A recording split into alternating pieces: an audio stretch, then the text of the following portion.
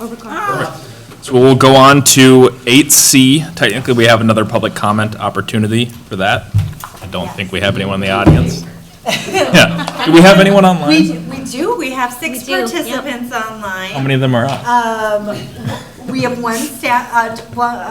two staff members. How many of them are us? Some very dedicated folks. So anyone joining us virtually can press star 9 if you'd like to be recognized or pass reaction. This time, Mayor, no one is raising their hand. Perfect. We'll power right into it then. 9C presentation. Or 8C. 8C presentation. Thank you, Mr. Mayor, members of council. The last item for the 8 is the zoning ordinance amendment for ground-mounted solar. So this is a request by Cedar Creek Energy on behalf of the loan who own the property that triggered this application. And they've requested an amendment to the zoning ordinance to increase the size of ground-mounted solar energy systems. Their current proposal is to base it based on the AC kilowatt size, which is the wattage that powers and the maximum capacity of a solar panel. And the current ordinance limits the ground-mounted solar based on the accessory structure square footage limitations, which is essentially the large table that the ordinance has in it based on 5 acres, 10-acre pieces. They have a certain allotted of square footage of accessory structures that they can have, and that's what currently limits ground-mounted solar energy as well. So city did adopt this solar ordinance pretty recently in 2016. And the council's desire at that time was to limit the size of solar arrays, specifically ground-mounted solar in this case. And so that size is tied to the size of a lot currently. So staff, doing their due diligence on the request, is recommending increasing the allowable solar area for ground-mounted solar. It's continuing to limit it based on the lot size. The only difference from the current ordinance is that it separates it from the allowance for accessory structures. So what that means is if you have 1,600 square feet of allowable accessory structure area, in the current ordinance, if you already had an 800 square foot structure, you'd be allowed to have 800 square feet of solar, because that would get you to your 1,600 square foot total. Staff is recommending that we treat them independently. So if you had 1,600 square feet of accessory structure size, you could have a 1,600 square foot accessory structure and a 1,600 square foot ground-mounted solar. So it essentially separates the two. So if you have an existing structure, you can then have what the ordinance would state. Quick clarification question, please, Kevin. Is that the area of the panels or the area of the footprint of the pad the panels would sit on? The footprint of the unit as a whole, so whatever foundation pieces or mounting it would have on the ground, they kind of vary depending on what units come in and how they install them, but it would be the square footage of the unit as a whole and any mounting equipment to the ground and a foundation or anything like that. Okay, very good, thank you. Well, so if to Councilmember Nichols' point, you could have multiple panels that are spaced 2 feet apart. You know, a 4x8 panel is 32 square feet, right? Mm-hmm. So do you add the 32 square feet plus the space in between the other 32 square feet, so the overall size? Correct, which is Okay. why most mount them flush together all the way, Right. so that they're not losing the space that would be in between all these panels with Okay. the mounting. Because staff would just take the space and say it's 20 by 20. Right. Even if there was 1 foot separations between all the panels, so they typically don't do that, they just mount them flush and Right. do it as a longer row. And that way they're not losing the space. Okay. So with the applicant's recommendation to use, their recommendation was a 40 AC kilowatt size, which is, for the applicant, the typical maximum standard for residential that's allowed by the Public Utilities Commission, or that's recommended by the Public Utilities Commission. Staff's view is that it's difficult to manage just because technology changes, and year over year the panels get more efficient, so 40 AC kilowatt size could be, I think in the applicant stated currently that's around 3,800 to 4,200 square feet, but that every year over year they see that decreasing, so that there's not a set standard that when residents call it, staff can communicate effectively and clearly, because it depends on the manufacturer, the units, what their size for AC kilowatt would be. It's just not as clear cut and straightforward for staff and for residents to be able to communicate. Their recommendations regardless of lot size, correct? It would be, yeah, it would be 40 AC kilowatt size. So you'd be talking a 3,400 square foot footprint on, let's say, a 1 acre lot that has a maximum accessory building of 1,250. Correct. Okay. That's So it'd be a good cut. much larger than what is currently allowed in the ordinance. Next one. I know it's a little hard to see, but what the amendment would look like is this is the table of standards for solar energy systems, ground mounted specifically. So the amendment would just add one statement that solar energy systems shall be considered independent from other accessory structures and therefore treated separately, but under the same standards that we currently have for the allowance of accessory structures based on lot size. So in summary, the council has 3 options for approval. Recommend allowing solar energy independent from other accessory structures as recommended by staff, and that was planning commission's recommendation as well, consistent with staff. Or an alternative is direct staff to amend the ordinances requested by the applicant based on AC kilowatt size, or you can recommend or move forward with no change to the current ordinance. Those are kind of the 3. Can I ask a question? Yeah, of course. How many square feet can a guy have with like 40 acres? The max is 10 acres, and when you have 10 acres, you can do 3,969 square feet. No matter how much larger your property is past 10 acres, that's still the max. It's the same chart that we have for accessory buildings. Yep, Jess, if you go. Oh, so if you have 100 acres, you can't have 40 acres Right. of barns? So this is Right. the. Now you're this is back. the chart. I thought it Where's was- that guy gonna put all his stuff? This is Without the chart 40 for acres of accessory barns. building. So this is so you can go, I should say, what's allowed is 3969. You can go past that with a CUP, depending on your request. But I think they're the all issue after is, that. for sure site, right? So why would we have some other measurement other than site for how big your solar arrays are? It's just the silliest thing ever, as far as a metric. So that to me is a slam dunk, no. Yeah. I'll just finish because there's one more. I just want to mention the applicant's outcome. So there's 3 motions in front of you. So Which way do you want me to go? this one's fine. I'll just switch around what I was gonna say. So this is the applicant's site, or what triggered it is a permit was submitted for a solar energy system that exceeded the ordinance, and so they moved forward with an ordinance amendment. The proposal, this property up here is 2.54 acres, which allows a little over 600 square feet, I think. Yeah, 1656 for square footage. The applicant at the time, or the proposal at the time with the permit, their solar energy was at 3,400 square feet, so just over double what's allowed. The ordinance amendments, as staff's recommending, wouldn't get this permit to, I mean, it still wouldn't allow what they're asking for, but it would allow more because they have existing accessory structures. So it would go from essentially not subtracting that from their allowable ground-mounted energy to allowing them to just have the 1656 that they're allowed based on their lot size. I just want to mention that, so it's in reference to the applicant's submittal. And then if you can go back to the ordinance.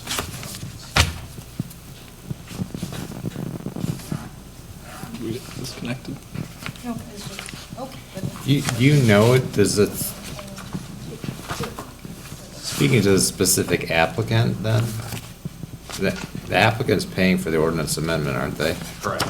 So if we change the ordinance to what's recommended by staff, does it create does it allow them to have a solar array that's feasible to make it work to where it even makes sense for them to pay for the ordinance amendment? You know what I'm saying?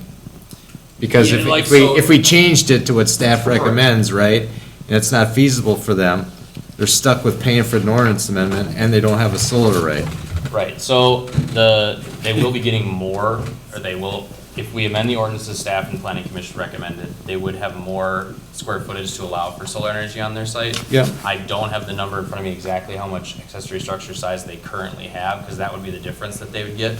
So if they had a 500 square foot accessory structure, they essentially be getting 500 extra square feet from what they could have done without the ordinance amendment, and whether that's, Have we gotten any feedback from them on if they'd like to proceed if it was going forward with the staff recommendation? the applicant's representative from Cedar Creek Energy was present at planning commission and did speak, and didn't speak in opposition of the staff recommendation, only that they would prefer to have the AC kilowatt size be the path forward. And I don't know, are they on the? Oh. Oh, Yep. okay. The Yeah. applicant's on. So they can address. Go right ahead. Get them on. Hi, I'm John with Cedar Creek Energy. Patrick spoke at the planning committee previously. Hearing you. on Give this us one particular- second. Can you hear me? Yep. Hello? John, can you go ahead now? Yep, can you hear me? Yes, we can. All right. Hi, I'm John with Cedar Creek Energy. Patrick spoke at the last meeting. He's not available tonight, but I am. And we are happy with the staff's recommendations. I don't know if it would propel this particular project forward, but we're confident that in the near future, with the recommendations from the staff, that a 40 kW AC array, which is the maximum for a residential property, would fit within the city ordinance in, I would say, 3 to 6 years. So it wouldn't be something that would necessarily need to be changed again in the future or any of those things.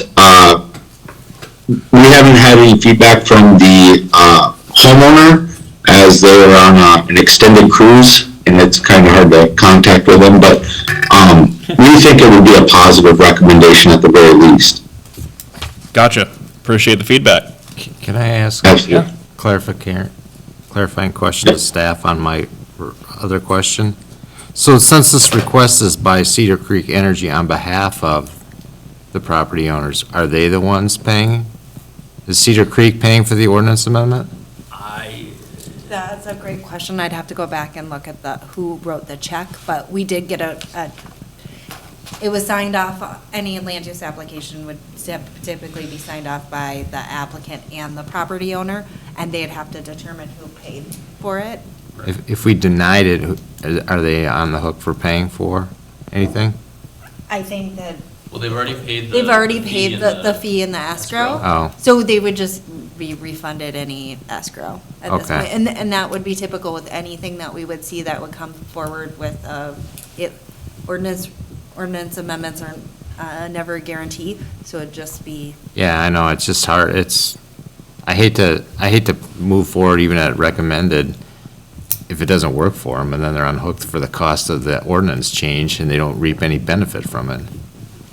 I know they were made aware when they applied that the ordinance amendment is not a guarantee. I mean, the council would take a look at it, and they did have to essentially pay the cost up front without a guarantee that they would get what their proposed was, and they still applied for it. knowing Okay. that. Do people What was the ever? cost? Oh, sorry. I have to look at the fee schedule exactly, but it's outlined in the fee schedule. If you give me just a moment, I can get you an answer to that. Thank you.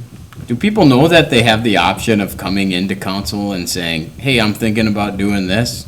And that doesn't cost anything, but you can get the 5 of our opinions about it? Like that, is that a clear option that people have? Because sometimes we have people just go through That is a lot of something work. That we have the ability, and we can outline those. Those Yeah, options. that's fair, okay, that's, because we got emails this week, Oh, yeah. and I just said, why don't we just put it on the docket, and then you can come in and talk to us about it, and then you'll just get all 5 of our opinions at the same time. Yep. Right. And we have that flexibility. This, Yeah. they wanted to move forward with something. I guess this would make it a Probably little don't more. want to come in and sit for 4 hours while they listen. There's that too. Wouldn't want to Speaking do of that. On the merits, know that. I would support staff's recommendation. Yes, second. So is that a But motion? I'll wait and see if we're gonna cost the applicant thousands of dollars for no benefit. I would be fine waiting another meeting to do it when we know that they're okay with that. A zoning or subdivision code amendment generally is $700 application fee and $2,000 escrow, and any remaining escrow would go back to them. I don't know where We don't are. even know if that's I paid for don't by know the if- resident. Yeah. Where we are at this point. Is the Creekside representative still on the phone? Maybe he can speak to. Cedar Creek. Yes, I'm still here. Could you let us know, sir, was it the homeowner who is funding the fees for this change? I'm sorry, I can't answer that. I don't know. I don't know if we paid for it or if the homeowner paid for it. Does it matter? Well, to Alan's point, if there's, X number of dollars that they would get refunded if we say no, and they wouldn't benefit sufficiently from the change. I don't know if we know that though, because we don't know that they wouldn't go forward with a Right. scaled back project. That's why it'd be nice if they were Right. here to tell us. But if we approve it, it's not mandatory that they just do it. Right. No, but they are paying for the ordinance amendment whether they do it or not. Right. That's the rub. Oh, but they couldn't, if we approve this, couldn't they say, forget it? Like, they're not obligated to pay for an ordinance amendment if we pass the ordinance They- change, are they? They have already paid, so they went through the formal process of a land use application with a $700 fee and a $2,000 escrow. So it's too late for them, like To if, get on to propose it. It's a question of how much of their escrow do they get back? Right. If Yes, they don't and move I forward. don't know off the top of my head, so we'd have to look at where we're at with that. And this meeting does impact that, so, or, the time to make the staff report, so I don't have the current billing to tell you where we're at with that. We need real-time numbers. Sorry. I mean, our meetings are covered, but it's more so the staff time to prepare the report, and I just don't have that off the top of my head.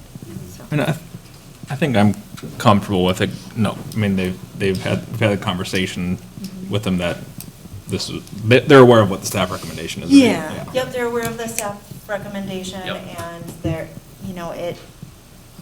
aware that we couldn't guarantee that what the outcome was gonna be of council. I think I'm comfortable with what you were, I think, making a motion, or thinking about making a motion? The motion slides. I just want to make a note, because there are 3. Yes. 2 resolution, or an ordinance, a resolution, and a A summary summary ordinance. And just a note that the summary ordinance would take a forfeit vote Yep. to pass. Contrary to. So do you want to Wait. make, Put that back up. Give me 1 second. Technology is being difficult. Matt, what time's curfew? I think you'll be okay. can you, Where bust- I- oh, could you bust us? You're old. All right, so, We could do all 3 in one motion. yeah, if I'll you move would to want approve all 3. I'll second it. Any discussion? All those in favor say aye. Aye. Okay. Thank you. Go on to 9A, which was added to the agenda. Yeah, Matt, if you want to, yeah, well, On a public comment opportunity? oh, we do have a public comment opportunity if anyone would like to. Yes, we have 6 members. No, anyone could raise your hand at this time. This no one raise mine, your hand. yours.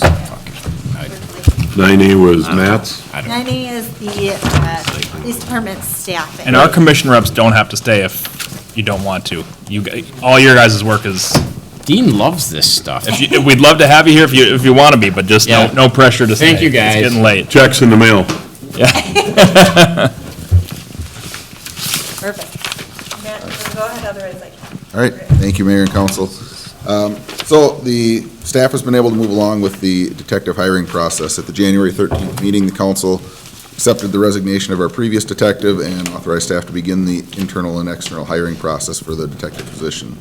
So we've completed the process. Right now, we've identified our preferred candidate, and we're in the process of still completing the background, psychological, and physical exams for the preferred candidate. So there's a few more things to finish up.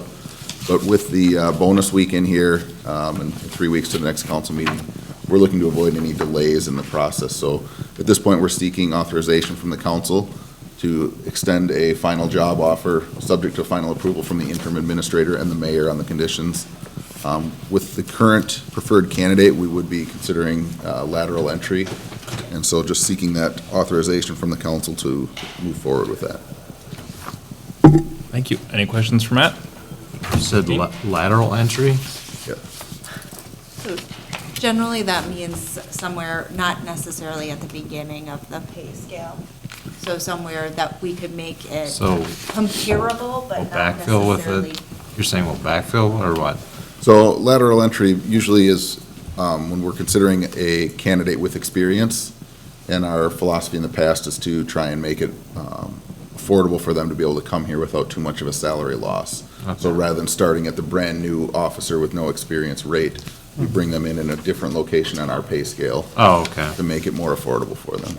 All right, thank you for the clarification. Is that a non-union circumstance then? No, that would still be a union circumstance. Oh, if they're, We have some flexibility on where people come, where our job employment offer. oh, even within a union circumstance? Yeah, The pay scale is set by the labor agreement. It's, we have Where some it flexibility on where it falls. Oh, okay. Where our offer would fall. Dean, did you have a question? About 1,000 of them, but I'll narrow it down to one or two. How many candidates did you have, Matt? Have you gone through and talked to? let's see, so I think we started with 7 that met our, 6 or Okay. 7 that met our qualifications. That was narrowed down to 4 that were brought back for the last, the last candidate, or the last round of interviews, so. This person's years of experience and such is how much? This person that we've identified right now has 21 years of law Okay. enforcement experience. I've got enough there. Very cool. Nice find. I will move to authorize staff to extend an offer per the conditions stated. Second. Any further discussion? All those in favor say aye. Aye. Thank you. Going on to 10, we have another public comment opportunity for 10A, B, and C, 2 of which were added to the agenda. Perfect. Anyone joining us virtually can press star 9 or raise your hand. Here at this time, no one is raising. Go on to 10A. So we'll go on to 10A. Maggie will go ahead. All you, Maggie. Okay, I'm Mary Council. So with the transition BSNA software, staff was able to review the general ledger and is proposing to combine a handful of funds, or quite a few funds, and as well as close out a few funds and create one new fund.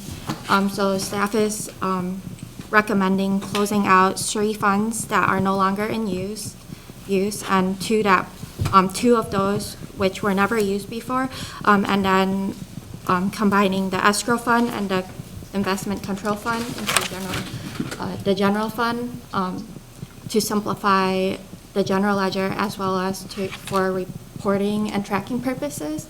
And then staff is also recommending combining street improvement funds and the asphalt fund into a newly created fund called the pavement management fund. And then that will be tracked through different departments. And then before you is a resolution to approve or deny. Perfect. Thank you. Any questions? Motion to approve. Second. Any further discussion? All those in favor say aye. Aye. Okay, 10B, which is added, is the Hennepin County Youth Sports Grant application. Yes, Mayor and Council. Kevin, you wanna go ahead? Sure, yeah, thank you, Mayor and Council. There's a deadline approaching that I lost track of for the next council meeting, and we've had some success recently with these equipment grants. I think we had a mower and also a gator the last 2 cycles, so we want to try to build on that momentum. And the item that I guess are suggesting that we try to pursue with this grant would be essentially an attachment for a snow blower attachment for a tractor, and it would be used for our winter maintenance on our trails. It was actually one of the items we're looking at with the $50,000 that was approved in the 2023 CIP. And so between the hitch and the blower, we would be seeking a max $10,000 grant from Corcoran County. So it's really a simple task. JCB's got the template. We just got to fill it out. Pat and Brandon got the quote. So it's really a cheap option to try to build on that momentum with the grant process. So I love it. How will it deal with heaves in the pavement about yay high? Skip right over. That's still on the list. I mean, again, though, we're still gonna have to understand how we're gonna maintain stuff, but we wanna build a versatile fleet and see how stuff works, and, but we believe this is a piece that we'll be able to use, not only on trails, but on the hockey rink, whatever else happens in parks, potentially on the boardwalk areas that are hopefully coming soon. So we feel like it's a versatile piece that we don't have right now. For me, I think this is a great program, the whole grant, the Hennepin County Youth Sports Grant thing. So we've had good success with it. I know a lot of, I think Medina had some success recently, and a few others of our neighbors. Loretto has had Yep. success, yeah. Thanks for doing that. Yeah. Yeah. Is that a front mount blower or are you 3-point? I think it's, I actually don't know that, I'm sorry, I can send out. It's all right, just ask. I'll let the, Dean wants to borrow It it. says front mount on it Is it? here. I just want to know how it works. Did it say front mount? I was reading too fast, so. I'd love to know how, Front hitch. how well it works. Front hitch. Beautiful. So what type of tractor is it on? Is it on a mower? It's on the, I wrote this on the 4669 or 4669. It's the one that we pull the mower around with, correct? The John Deere and Yeah, if it's front got the mount to cab on it. Yeah. to the loader. It's a loader attachment and blower. Oh, So it's okay. gotta be like a So it replaces the loader? bobcat hitch.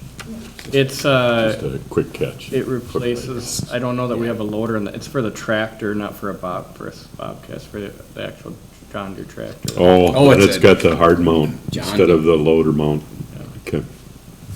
I'd be happy to have Pat or Brent, you guys can connect with them. Nope. They're the specialists. Maybe you can drive it one time. There you go. I'll make a motion to authorize staff to submit the grant application for $10,000 for the accessory, snow blower accessory. Second. Any further discussion? All those in favor say aye. Aye. Thank you. Perfect. 10C. Alan, you asked to have this added to the agenda for. Yeah. So, Escaping me.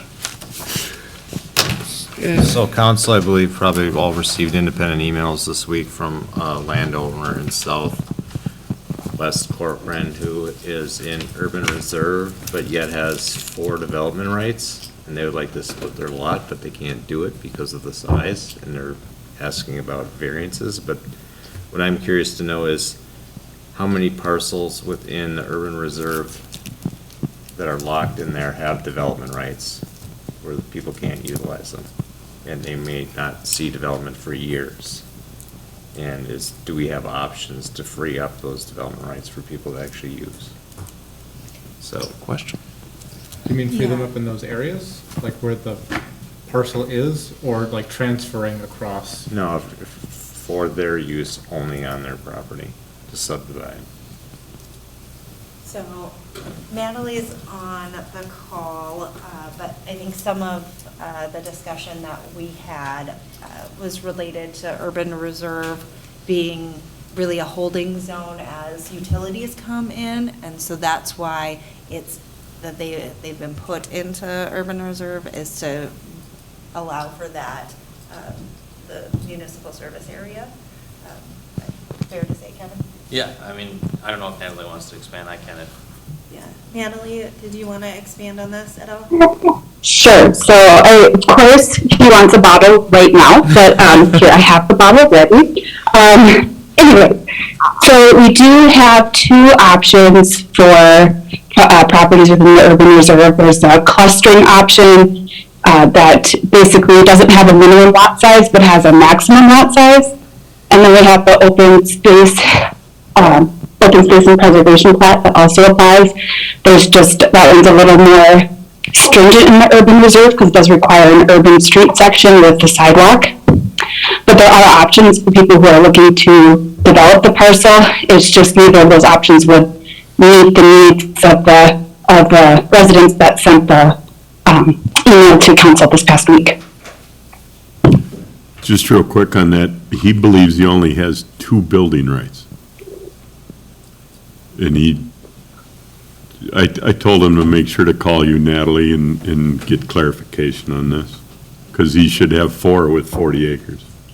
Correct, and the map does show 4, so I spoke with his wife, so I'm not certain if there was a miscommunication, but I'd be happy to clear that up. Yep, I was talking to him, and she was close by, but he was saying 2, and I told him to call you directly about the building rights and stuff, but my biggest thing on that parcel is not landlocking it and those kind of thing. It butts up to that industrial concept plan that we're talking about, and he has limited access from his main driveway to the whole 40 acres, so I spent some time on the phone with him today.